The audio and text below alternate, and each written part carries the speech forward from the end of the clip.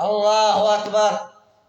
اليوم قرحنا ثنتين سفن في البحر العربي، واحدة بصاروخ مسير، واحدة بصاروخ بحري، وأي باخرة أي سفينة يا أما صادرناها ولا قرحنا والد والدها، لا أنا ولا لكم، نحذر والد والدها وسط البحر، نحرق وأبو اللي جابها، ولا صادرناها وخليناها استراحة. لا استراحة معانا، قد معانا استراحة، هذه احنا ناقصين الحمامات، نشتي واحدة سفينة تكون حمامات، لأن الاستراحة الأولى السفينة الأولى استراحة، نشتي واحدة ثانية نكون للبول اللي بطنه توجعه واللي يشيبه،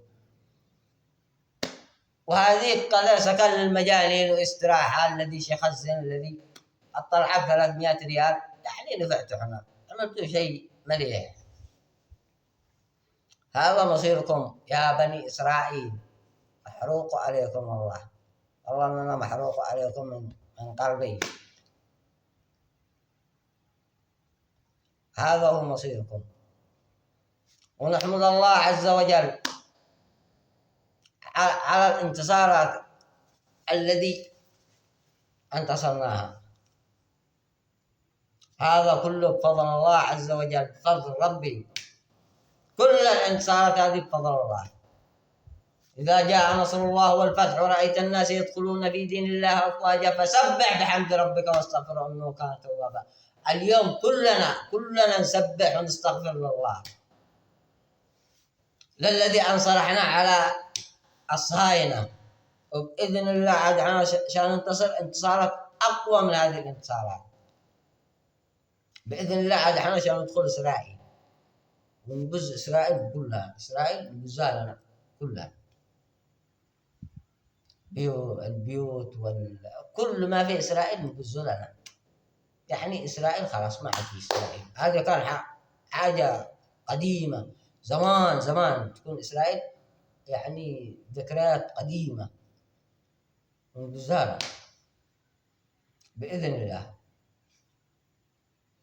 والذي يقولوا رجال لا تصدقون مشاور، هذا هم الضامنين هم اللي يفعلوا حركات، هيا سوي زينا، فعل مثلنا وضامنوا معاهم وقرحوا عليهم قارب، مش سفينة قارب قرحوا عليهم، حرام لا ينكحوا حار أمك، لا داخل بيتك، لا يدخلوا للمطبخ يكسروا الصحون والقلاصات ما يبقوا لك أثر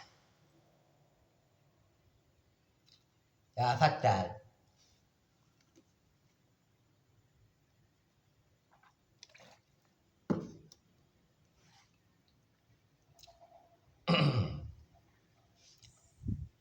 هذه نهايتكم يا بني إسرائيل، بإذن الله تكون نهاية على يد اليمني، على يد اليمني.